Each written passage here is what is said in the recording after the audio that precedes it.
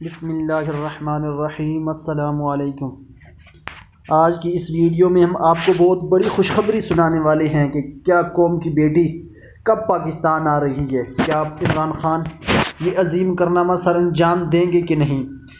تو ویڈیو شروع کرنے سے پہلے آپ سے اتنی سی گزارش ہے کہ اگر آپ نے میرا یوٹیوب چینل پاک ہزارہ سبسکرائب نہیں کیا تو سب سے پہلے میرا یوٹیوب چینل پاک ہزارہ سبسکرائب کریں، ویڈیو کو لائک اور شیئر کریں اور کومنٹس باکس میں اپنی قیمتی رائے کا اظہار اخلاقیات کے دائرہ کار میں رہ کر کریں، تاکہ زبان انسان کی نسل کی پہچان کرواتی ہے۔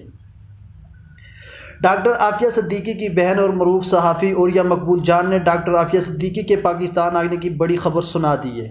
چند ماہ قبل طالبان امریکہ مذاکرات میں عافیہ صدیقی کی رہائی پر بھی بات چیت ہوئی تھی اور طالبان کے مطابق ہمیں پاکستان کی طرف سے عافیہ صدیقی کا نام دیا گیا۔ ڈاکٹر عافیہ صدیقی کی بہن کا کہنا ہے کہ عافیہ کی رہائی کے لیے 16 مارچ کی تاریخ کہی جا رہی ہے، پر میرے خیال سے ان کو جنوری میں ہی آ جانا چاہیے تھا، جبکہ معروف صحافی عوریہ مقبول جان کے مطابق ڈاکٹر عافیہ صدیقی 16 مارچ کو پاکستان آ رہی ہیں۔ عافیہ صدیقی کی بہن نے مزید کہا کہ وزیر اعظم عمران خان اس کام میں مخلص ہیں، تاہم وہ جذبات سے کوئی کام نہیں لینا چاہتے۔ خیال رہے گزشتہ سال نومبر میں ڈاکٹر عافیہ صدیقی کی ہیوسٹن میں پاکستانی سفارتی عملے سے ملاقات ہوئی تھی، جس میں انہوں نے عمران خان کے نام پیغام بھی بھجوایا ہے۔ انہوں نے کہا کہ وزیر اعظم عمران خان نے ماضی میں میری بہت حمایت کی، وہ ہمیشہ سے میرے ہیرو رہے ہیں۔ اپنے خطے میں وزیر اعظم کو مخاطب کرتے ہوئے عافیہ صدیقی کا کہنا ہے کہ امریکہ میں میری سزا غیر قانونی ہے، میں قید سے باہر نکلنا چاہتی ہوں۔